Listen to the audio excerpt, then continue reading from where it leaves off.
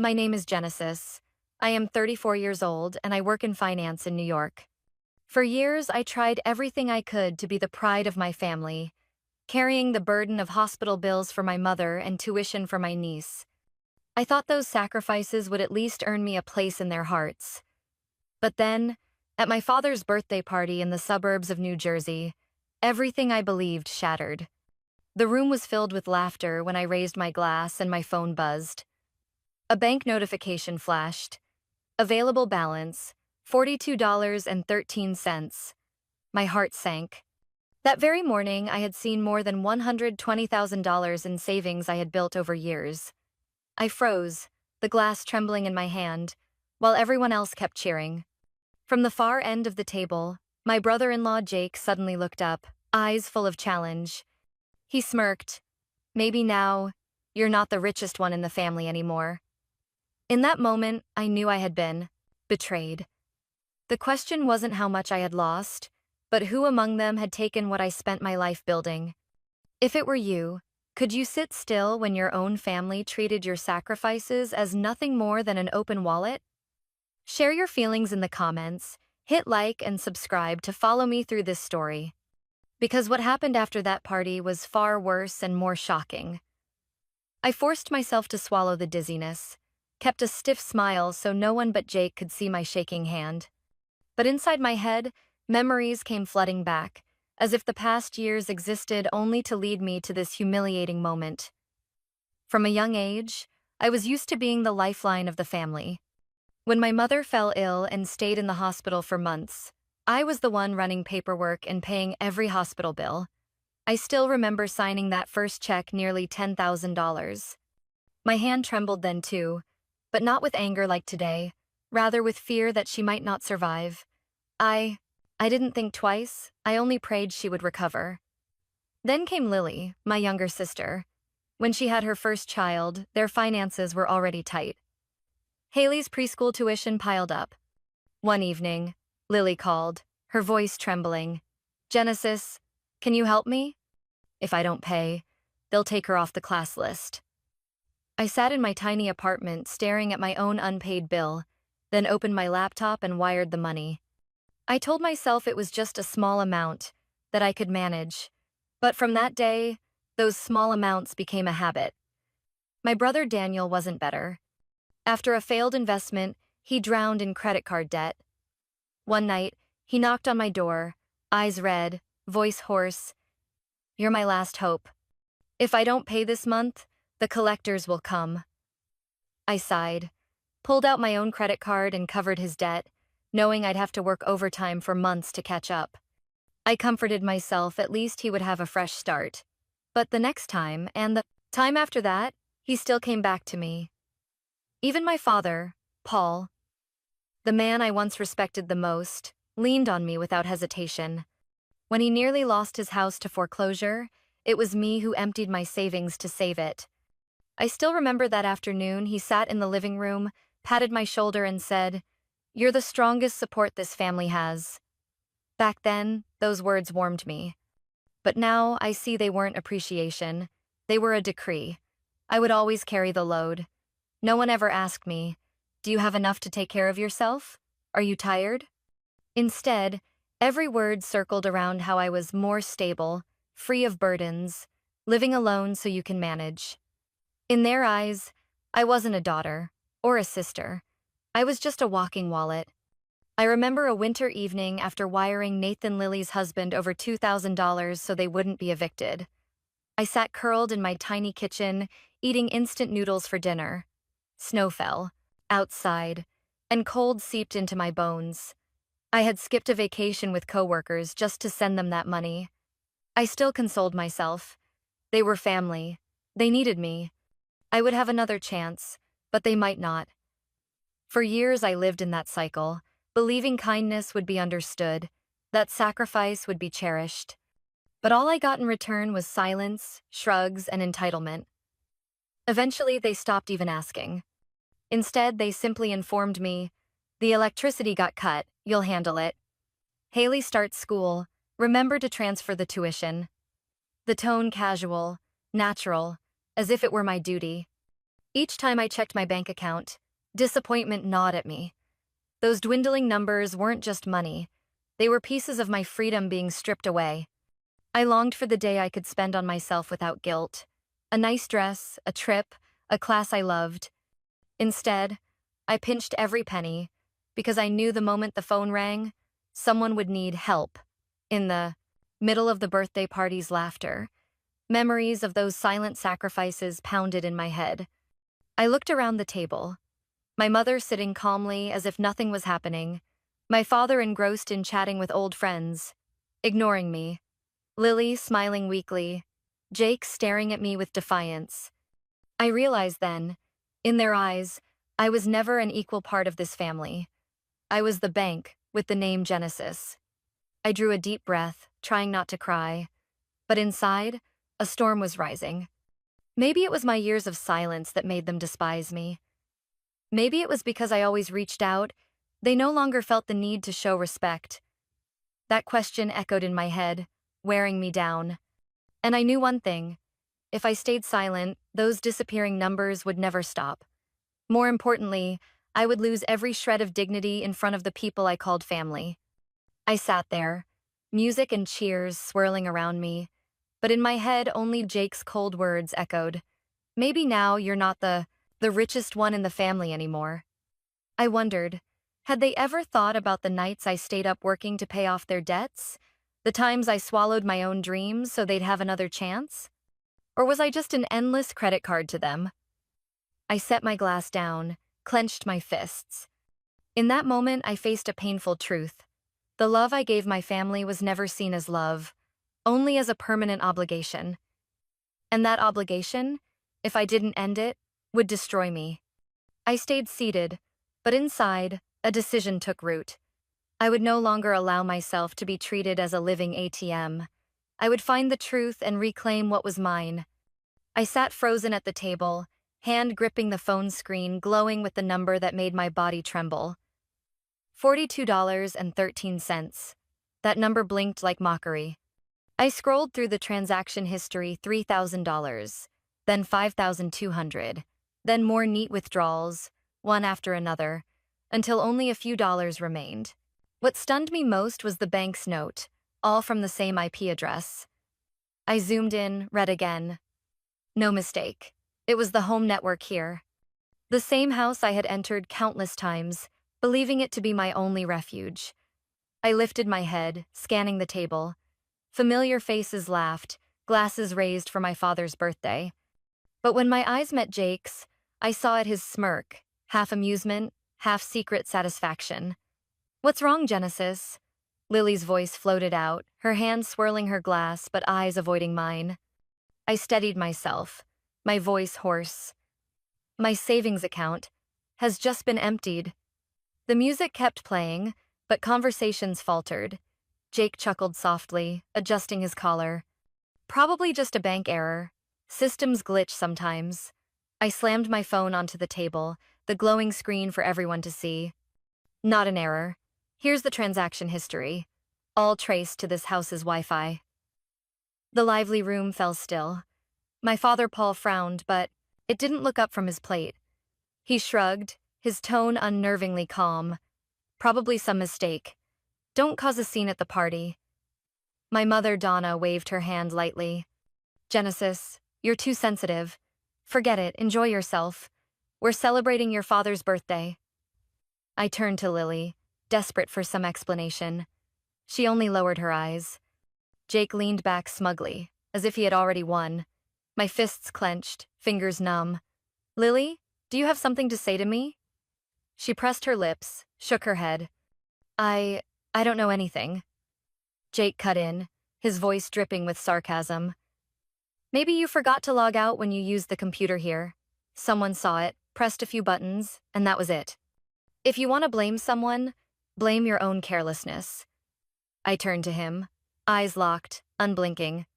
"So, you're admitting you saw my account?" He raised an eyebrow, smirked. "I only said it was a possibility." "But Genesis, you live alone? No husband, no children. What's all that money for? Sometimes, sharing a little with family doesn't hurt." That sentence cut into me like a blade. My whole life of hard work and sacrifice, reduced to a cheap excuse. I turned to my parents, my voice catching. Dad, Mom, did you hear that? My account has been wiped out, and instead of worrying, you all treat it like it's nothing? My father set down his fork and looked up for the first time. His eyes held no anger on my behalf, only irritation at being disturbed. Genesis, don't use such harsh words. We're family. Don't turn a small issue into something big. My mother sighed, her voice soft, as if soothing a difficult child. You always overreact. Families need each other to survive. You have a stable job, while Lily and Jake struggle much more. I clenched my teeth. So, everyone knew? No one answered. The room grew heavy, filled only with music and the laughter of children playing in the distance. Jake sat, his wineglass down, stared at me, and spoke low but loud enough for everyone to hear. The truth is, we only took what you had extra. You don't lack for anything. But without that help, Lily and I wouldn't survive. In the end, it's all for family. A short laugh escaped his throat, and I knew I hadn't imagined the mockery in it. I inhaled sharply, my hand trembling as I fought not to cry right there. I looked at Lily, hoping she would say something to soften it.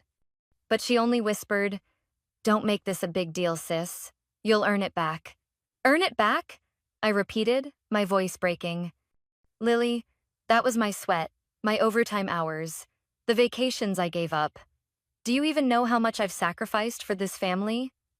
My sister stayed silent. My father had already turned back to his plate. My mother shook her head slightly, as if I were selfish for not accepting what they called normal. I shot to my feet, the chair scraping hard against the floor. The entire room froze, all eyes on me. I spoke slowly, each word trembling but resolute. If you think I'll let this pass like all the times before, just wait. I will uncover the truth, and when that happens, none of you will be laughing. The air turned to ice. Jake let out a mocking chuckle. So dramatic. But remember, Genesis family is family. No one out there will take your side. I didn't answer. I grabbed my phone, clenched it in my hand, and walked quickly to the door. Outside, the cold wind slapped my face, light rain falling. I breathed deeply, letting the damp air fill my lungs, trying to push away the suffocating weight in my chest. Driving back, my mind spun with the images that had just unfolded. Jake's contemptuous words, Lily's evasive eyes, my parents' chilling indifference. I opened my banking app again, scrolling through the endless red withdrawals. Each number wasn't just money, it was a slap to my trust. I pulled over to the side of the road, staring at the phone screen. My heart pounded, part from shock, part from the rising ache. In that moment, I understood this wasn't about money anymore. It was raw betrayal, a message that, to them, I wasn't a daughter or a sister, but an endless wallet. Rain drummed on the windshield. I leaned my head back, gripping the steering wheel. From deep inside, one thought rang clear as a bell.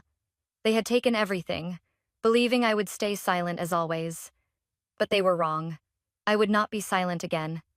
I stood for a long time under the porch, drizzle falling on the steps. Laughter still spilled faintly from the living room, but inside me was only suffocating quiet.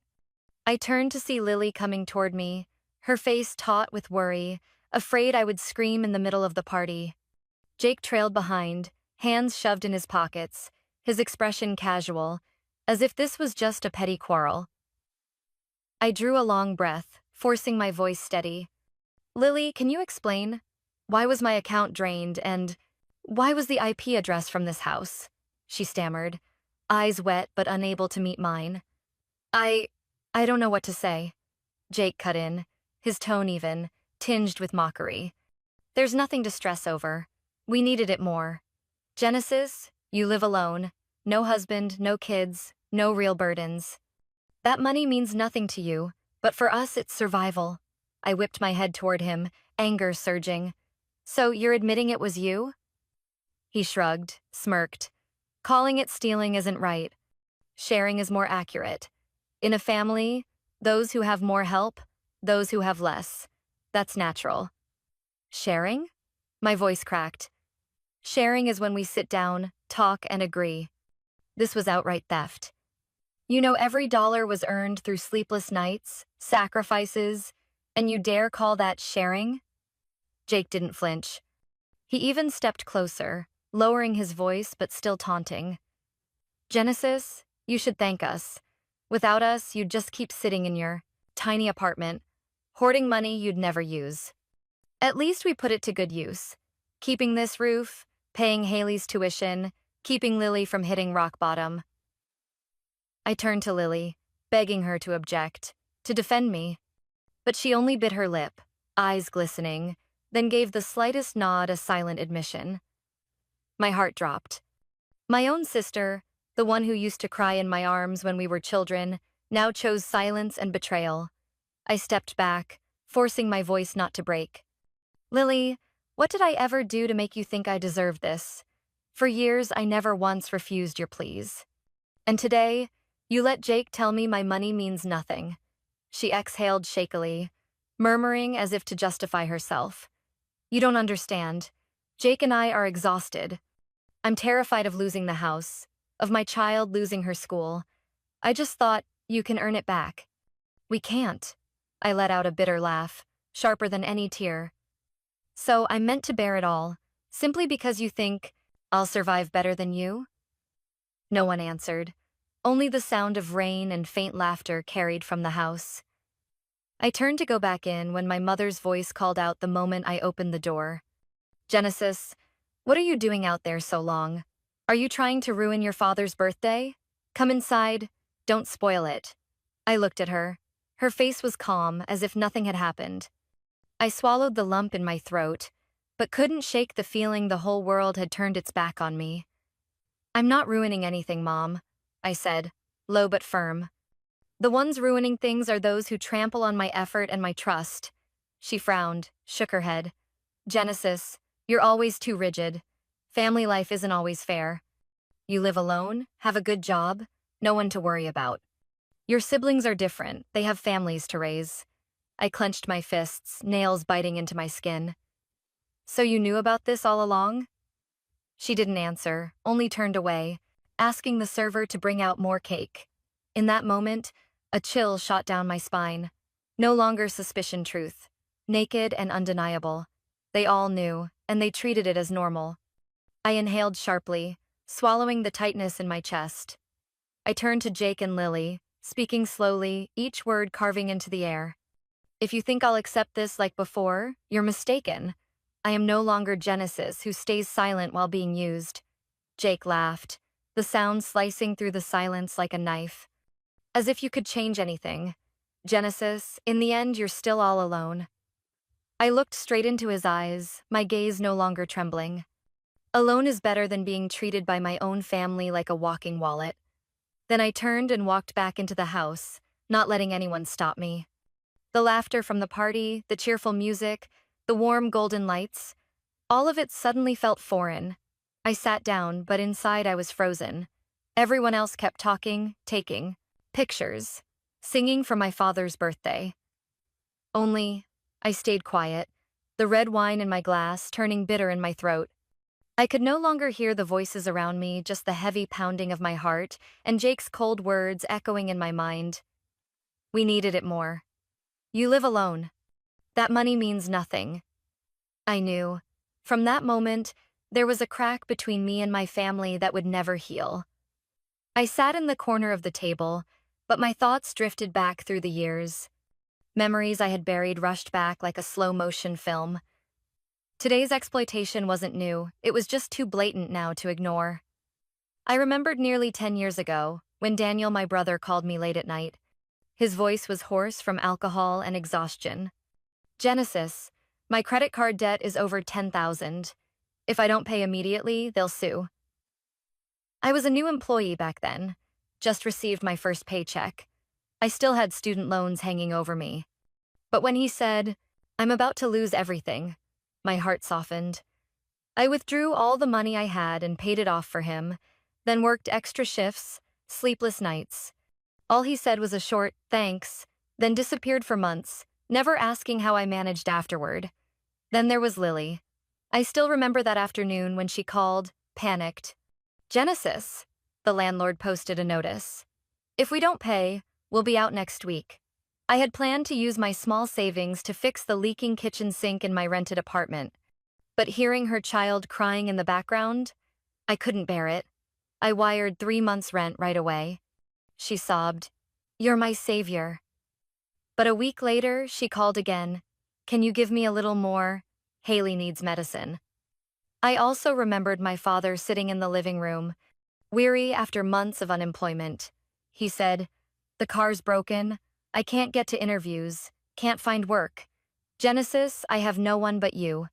Quietly, I signed for a used car, draining almost all the savings I had built over 2 years.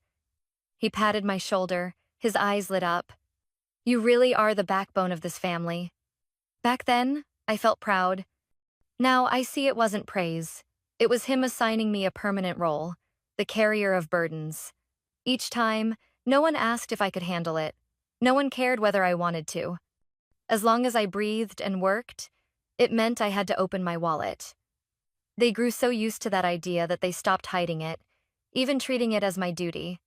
I clearly remember one time I refused.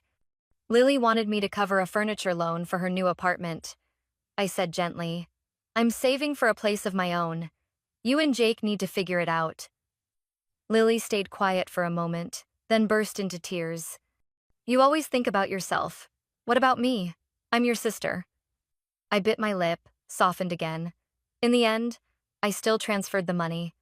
Another winter night, I sat eating instant noodles in my small apartment under the dim kitchen light. Snow fell outside, but I didn't dare run the heater too long because the electric bill was already over budget. I hugged a pillow as my phone lit up with a message from Dad. "Daughter, you're more stable than the rest of us. Please cover this month again."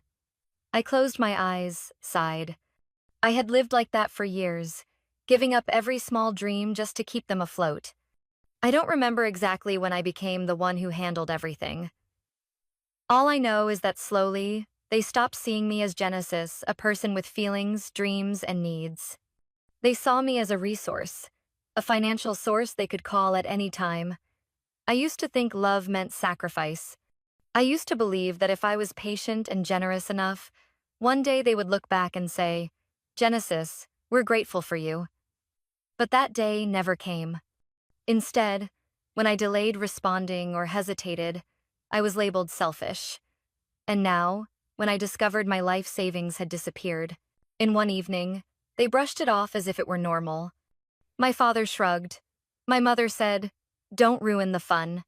Lily stayed silent, and Jake mocked me for living alone, as if I had no right to need money. Memories of running around to pay their debts, sleepless nights working overtime, skipping little joys for myself, all of it pressed down on me. I realized I had been labeled long ago. Labeled the carrier. And once labeled, I had no right to refuse. I sat there, my glass trembling in my hand. Surrounded by laughter, I felt crushing loneliness. I wondered, had they ever truly seen me as part of the family? Or was I just a tool to keep them afloat? Jake's eyes stayed relaxed, as if he knew I wouldn't act. Lily still wouldn't look up. My mother chatted with friends as though she hadn't heard a word. My father cut another piece of cake, eating calmly. No one stopped to think that I had just lost the future I built. In that moment, I understood the cycle would never end unless I ended it.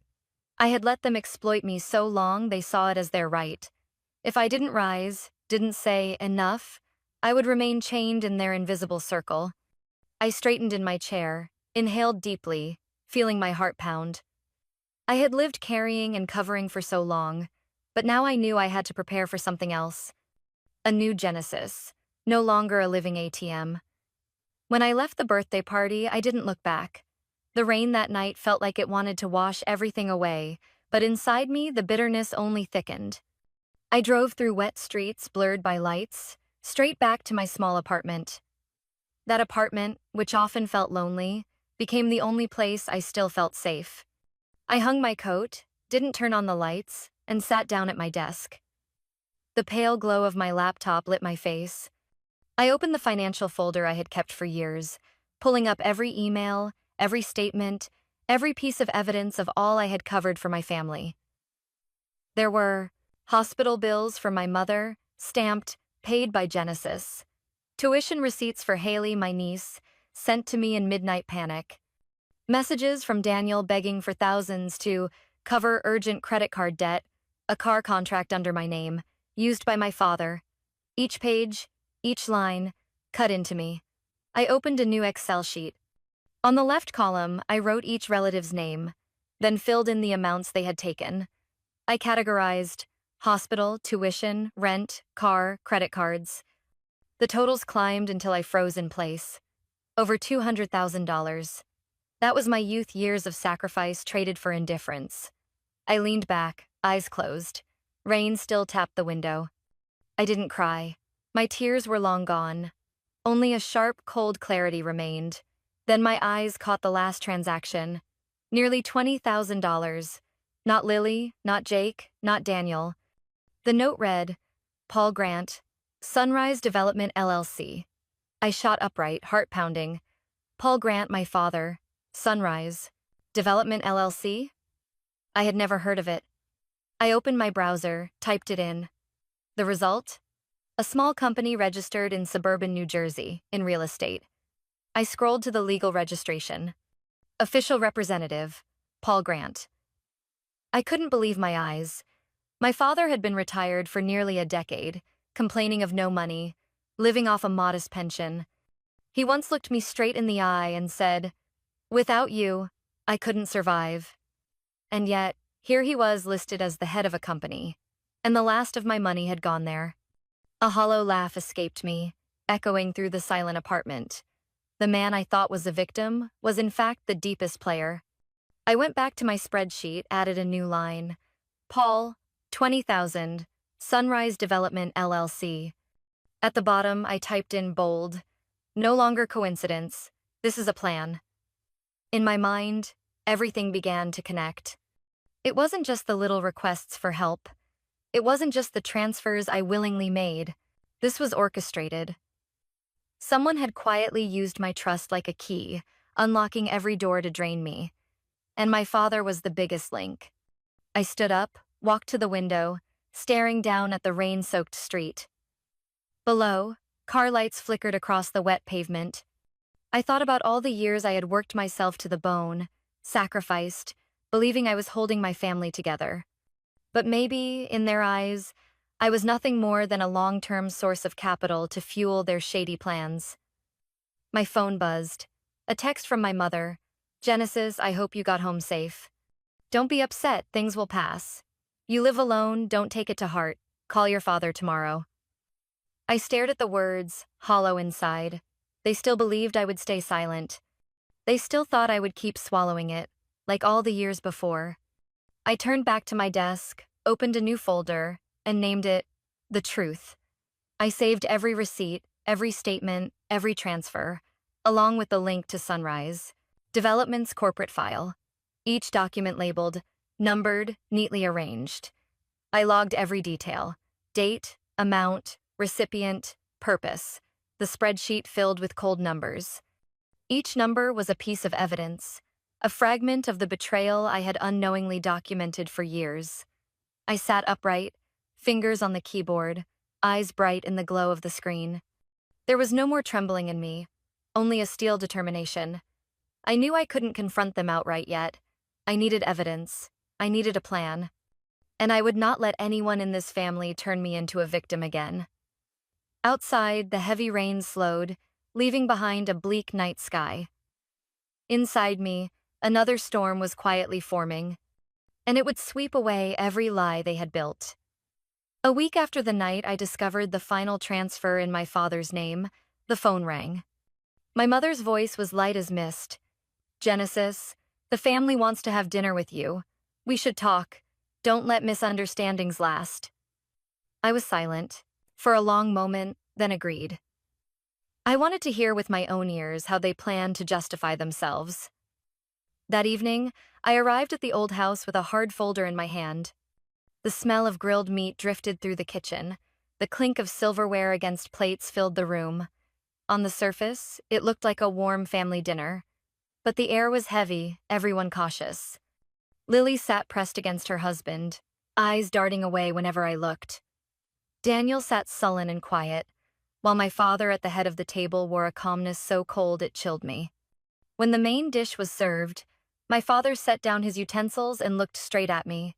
His voice didn't circle around. "Genesis, you must understand. This wasn't stealing. It was a joint investment. You had the money. We used it to put into the company. When the company thrives, everyone benefits." The table went silent. Only the ticking of the wall clock filled the room. I sat tall, eyes locked on him. A faint smile tugged at my lips. I opened the folder, placed it on the table, and slid it toward him. "You call it an investment? Then can you explain to me why Sunrise Development, the company under your name, declared bankruptcy 8 months ago?" The sound drained out of the room. Lily's eyes widened. Daniel finally looked up. Jake's fists tightened. My father stiffened, his face briefly faltering before slipping back into calm. "Where did you read that?" "The internet is full of false reports." I gently pulled out a certified document stamped in red from the State Business Registry. "Not the internet, Dad. Official records. Your company has been dissolved. In other words, the last of my savings went into a bottomless pit." My mother coughed lightly, forcing a smile. "Genesis, you're too sensitive. Your father just wanted to try something. If the company revived, the whole family would benefit." I stared at her. "Did you know about this beforehand?" She looked away, her hand shaking as she lifted a glass of water. "Families have to trust each other. Don't think so negatively." Jake lost his composure, slamming his hand on the table. "What do you plan to do with that paperwork? Call the police?" His voice was sharp, his eyes flashing with fear. I tilted my head, looked straight at him. "Are you afraid I'll call the police?" "If I did, the first in trouble would be my father, then you and Lily. I haven't decided yet, but I want everyone here to face the truth." Daniel, silent until now, finally spoke. "Genesis, you can't possibly understand the pressure we're under. You're single, you only have to care for yourself. We have families, children. We did this just to survive." I turned to him, my voice cold. "Daniel, do you remember who paid your credit card debts over and over? Who kept your house from foreclosure? Survive how? By turning me into an endless wallet?" Lily burst into tears, covering her face. "I'm sorry, sis. I never wanted it to be like this." Jake yanked her hand down. "Stop crying. Genesis, you have no right to judge. Family is about sacrificing for each other." I clenched my fists, my words sharp and deliberate. "Sacrifice is when I choose it. This was betrayal. You never asked, you just took.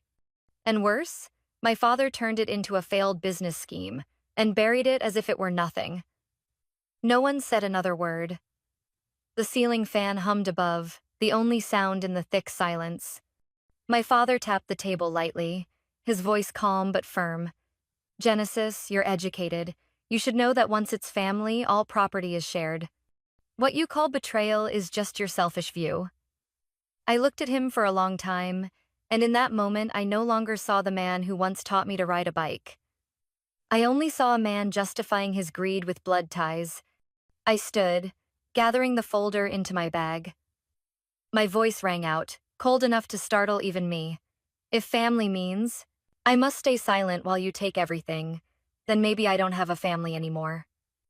Jake half rose, ready to speak, but Lily pulled him back, tears streaming. Daniel lowered his head, unable to meet my eyes. My father leaned back, gaze deep but wordless. I turned to leave the dining room. Behind me, my mother's frail voice called out, "Genesis, think again. We're still one family." I paused for a few seconds, then answered softly without turning. "One family doesn't mean one shared wallet." And I walked away, leaving behind a silence heavier than the thunder outside. I still stood at the doorway, the folder heavy in my hand. No one dared breathe too loud. Jake remained half out of his chair, veins taut, while Lily trembled, clutching his hand, eyes swollen. My father sat with arms crossed, feigning calm, and my mother gripped her glass of water as if it were her lifeline. I turned back, scanning each familiar yet distant face. My voice dropped, slow and firm. No, I'm not calling the police. Not yet. I've reported it to the bank and to the IRS. The air froze. Then the clatter of a spoon hitting the table echoed sharp and dry. My mother stammered. Genesis, what did you say? The IRS? I nodded, my eyes never leaving my father. Yes, I've sent them everything, including the records of Sunrise Development. Do you want to hear the bad news from me, or wait until the investigators knock on your door? My father's face paled in that rare moment. He clenched his fists, then forced his voice back to calm. What do you think you'll gain from this? You're only going to bring this entire family down. No, Dad, I answered, eyes still fixed on him.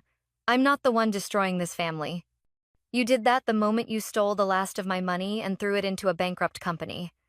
I'm doing one thing, ending this charade. Lily broke into sobs, her voice shaking. Sis, you can't do this. If the IRS gets involved, we'll lose everything. Haley, she needs a home, a school. I looked at my sister, a flicker of pity rising before anger washed it away. Haley needs honest parents, Lily. Not a mother who steals from her sister and lets her husband laugh in my face as if it's his right. Jake slammed the table so hard a glass tipped over, spilling across the tablecloth. He growled. What do you want? Money? Do you want us to get on our knees and beg? Say it. I didn't blink. I want justice. I want you all to understand that money isn't something you can just take whenever you want. I want you held accountable for every dollar you stole from me.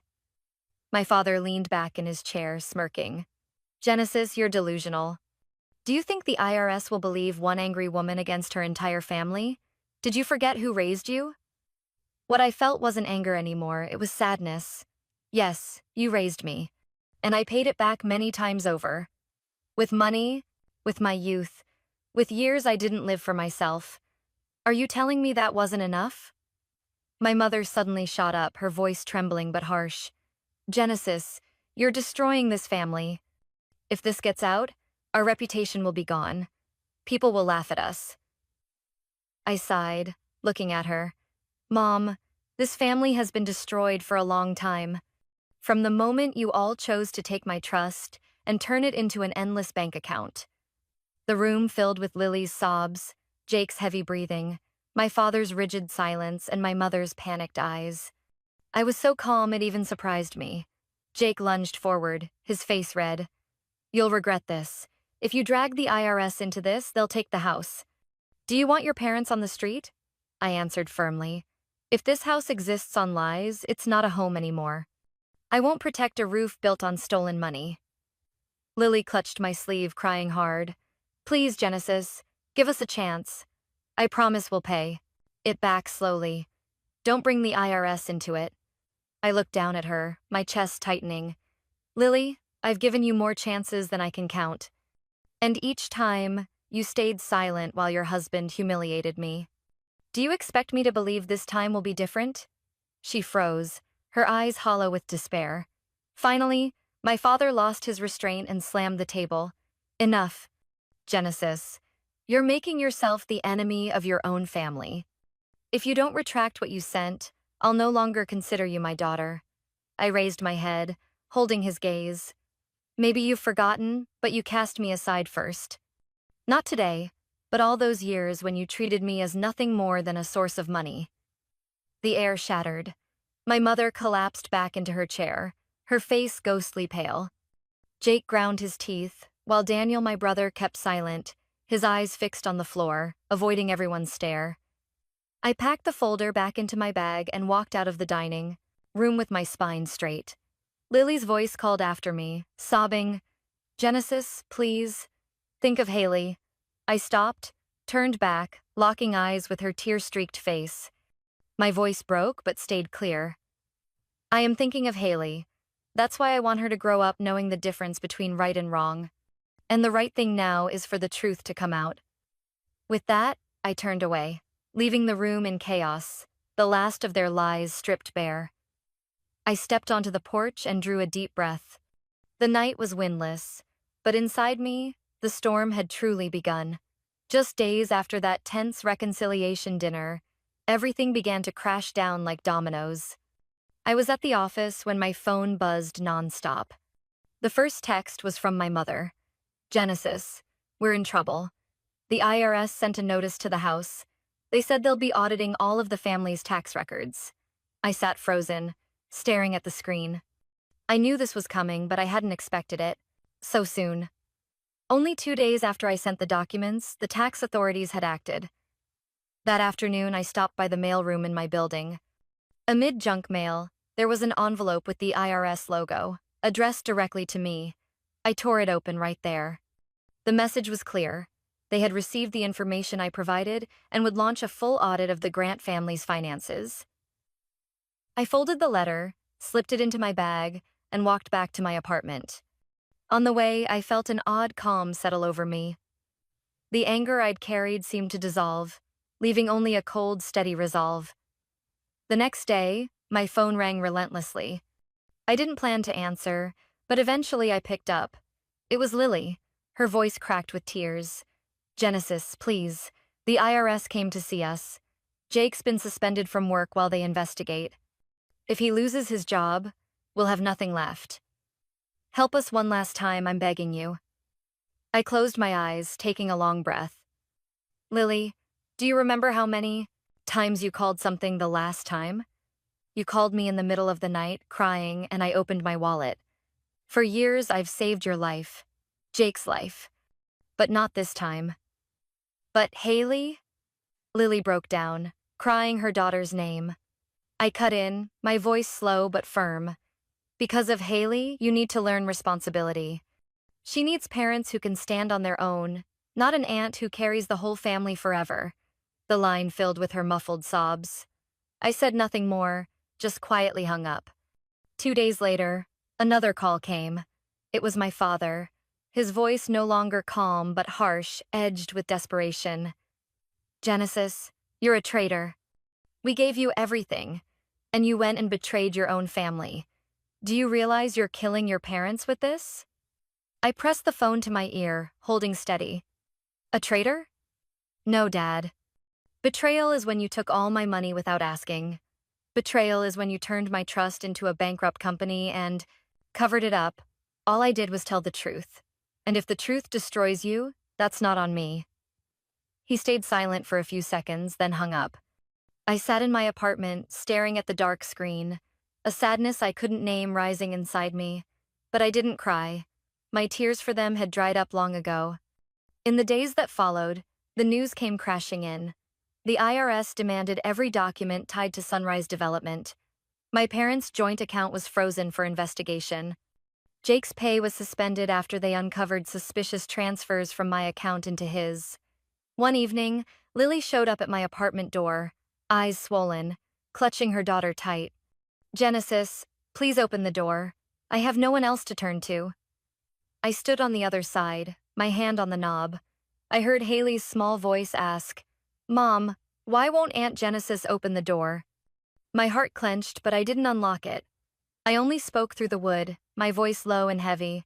Lily, I don't hate you, but I can't keep being the crutch for this family. If you want to do right by Haley, start by standing on your own.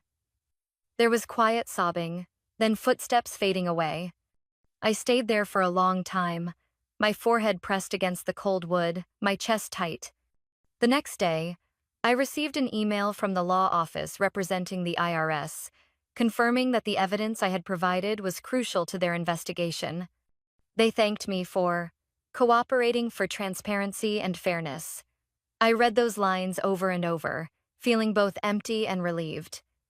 One evening, my mother called. Her voice was tired, raspy. Genesis, what more do you want? Why do you have to push your parents to the edge? We just want to live in peace. I froze, then answered slowly. Mom, you call that peace? Peace built on draining my money? On treating me like a bottomless wallet? If you really wanted peace, you should have stopped this long ago. On the other end, there was only a weary sigh. I knew. She had no defense left. News about my family spread faster than I expected. Neighbors began whispering when they saw IRS agents at my parents' door. Jake officially lost his job after 2 weeks of suspension. Daniel lived in constant fear as his old credit card debt was dragged back up with no one to cover it. The whole family crumbled, some angry, some desperate, some in tears.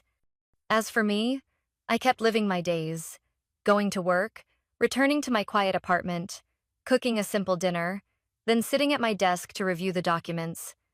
I didn't feel joy over their downfall, but I felt calm, because at last the vicious cycle of so many years had stopped. For a moment, I remembered my father's words at the reconciliation dinner. Family means sharing. I closed my eyes, whispering to myself, sharing doesn't mean taking everything without asking. And I felt clearly that I had broken free from the chains of being the one who carries it all.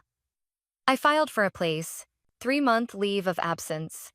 I didn't feel guilty choosing to step away from both work and family. I packed my things into the car and drove north. The long road pulled me away from the city's gray towers, through autumn forests blazing red. I stopped at a small town in Vermont, a place I had once passed through on a work trip years ago. Back then, I had wished, if only one day I could live here, quiet and free. The town welcomed me with a roadside cafe, quaint wooden houses, and the friendly eyes of strangers. I rented a small cabin facing the mountains and began piecing my life back together. Every morning, I brewed a cup of coffee, opened the windows to let sunlight flood in, and felt my heart grow lighter. One afternoon, as I sat in the town library flipping through the thick folder I had carried with me, a familiar voice called from behind. "Genesis? Is that you?" I looked up, startled. Standing before me was Jamie, an old college classmate. I still remembered him, the leader of our study group, with a dream of becoming a lawyer for justice. More than 10 years later, he had grown into a composed man, wearing a simple but sharp suit. "Jamie?" I smiled, both surprised and glad. "What are you doing here?" "I run a law office in Burlington, specializing in financial and civil disputes. Sometimes I come here to work a few days." He sat across from me, his eyes glancing at the folder. "And you? What's with the serious look?" I stayed quiet for a few seconds, then gently slid the folder toward him. "Jamie, I just went through something I can barely believe myself. This is all the evidence of how my family stole from me for years." He turned page after page, his expression growing colder. I sat still, letting painful memories rush back with every line, every number. After a long while, Jamie closed the folder and looked straight at me. "Genesis, you're not only entitled to protect what's left of your money, you have every right to reclaim what was taken. They didn't just betray your trust, they broke the law. Do you want to file a lawsuit?" I stayed silent, my heart racing. The thought had crossed my mind before, but I never dared to believe it. To sue my own family, it sounded like a wound that would never heal. But Jamie's steady gaze made me see one truth. If I didn't, the cycle would never end. "I want to," I said slowly, my voice trembling but firm. "Not just to get the money back. I want to put an end to it." Jamie nodded, a small, encouraging smile on his face. "All right, I'll help you. But remember, this won't be easy. They'll fight back, smear you, try to break you. Are you ready for that?" I took a deep breath and nodded. I've spent my life enduring. Now it's time to live for what's mine. The following months were long but meaningful. Jamie and I worked together to prepare the lawsuit. He carefully reviewed every document I had kept, cross-checked them with bank statements, IRS records, and Sunrise Development's bankruptcy files. Some nights, I sat alone in the cabin, reading my prepared testimony, my chest tightening. But then I remembered Jake's mocking smile, Lily's silence, my father's threats, and I kept going. On the first day in court, I walked in with clenched hands. My father sat across, his face cold, my mother avoiding my gaze. Jake pretended to be indifferent, but his eyes betrayed worry. Lily clung to him, her hands tight, shoulders trembling. Daniel didn't even show up. The judge read the charges. I heard each word like a knife slicing through the air. Tax fraud, financial abuse, unauthorized use of personal information. I inhaled deeply, steadying my gaze. Jamie stood, his voice clear and commanding. Your Honor, my client is not here for revenge. She is here to reclaim the life stolen from her. This is not only about money, it is about dignity, the right to live free. In that moment, I felt a weight lift from me. After years of silence, I was finally being heard. The trial dragged on for months, with heated debates and manipulative defenses from my family. Jake tried to blame me for being careless. Lily cried for sympathy. My father claimed he only wanted to provide for the family. But the evidence was undeniable. And then, Judgment Day arrived. I sat still, hands clasped tightly. The judge struck the gavel, his voice ringing in the hushed room. Jake and Lily Walker are ordered to repay all funds taken, along with civil penalties. Paul Grant is found guilty of tax fraud, subject to financial penalties and special supervision. I sat there, hearing each word like a bell toll, not triumph, but release. My father bowed his head, my mother burst into tears. Jake slammed his fist on the table in rage, and Lily collapsed into her chair, shaking uncontrollably. I looked at them, but felt no hatred. Only the simple truth. I was free. As I left the courtroom, Jamie walked beside me, his hand gently on my shoulder. Genesis, you did what many never dare. I hope now you can finally live for yourself. I lifted my eyes to Vermont's clear blue sky, the cool wind brushing past. In that moment, I knew I had freed myself from a lifetime of being used. And even though my family had shattered, I carried no more resentment, because at last, I had found myself again. My new apartment in Vermont sat on a quiet street, its windows opening to deep green mountains and rows of trees shifting with the seasons. Each morning, I brewed hot tea, sat at my small wooden table, and watched sunlight pour through the glass. On rainy days, as the wind whistled across the roof, I felt a strange peace. Not the peace of others' silence, but the peace of my own choice. I began journaling regularly. One evening, I wrote on a blank page. I didn't lose my family. I just stopped letting them treat me like a bank. As the pen scratched the paper, my heart felt lighter. For years, I clung to the belief that family was unchangeable.